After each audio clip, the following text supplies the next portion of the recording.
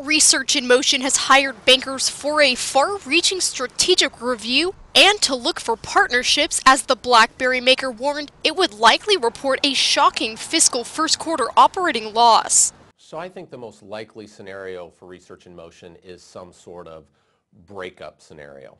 And I think that there are a number of large OEMs out there that could potentially be interested in the brand and the right to manufacture BlackBerry devices.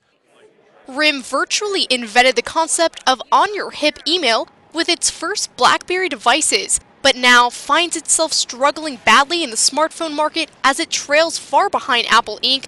and other rivals such as Samsung Electronics that use Google Inc.'s Android software. I think there are several million people out there for who, if not tens of millions of people, for whom that old adage, the crackberry adage and the addiction, remains true. So there are some BlackBerry fans. Now, there are obviously an order of magnitude more iPhone and Android phones, and I think that's an important distinction. It's not something that Research in Motion did wrong per se.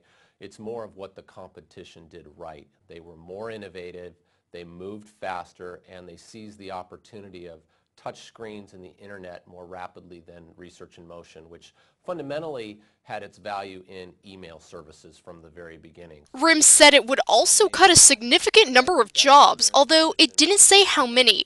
Two sources with close connections to RIM have said it plans to slash its workforce closer to 10,000 by early next year from 16,000 currently. It's difficult to see a recovery. It really has to be something truly spectacular that could stand out. And even then, what you have to do now is you have to convince consumers that you have a more compelling ecosystem. And that ecosystem battle, I think, is largely being won by Apple. If we're right and Apple introduces a TV in the near future, that would even add even more pressure. As RIM shares slumped nearly 13% to around $9.77 a share in afternoon market trading on Tuesday. About 4 years ago, they traded at more than $140.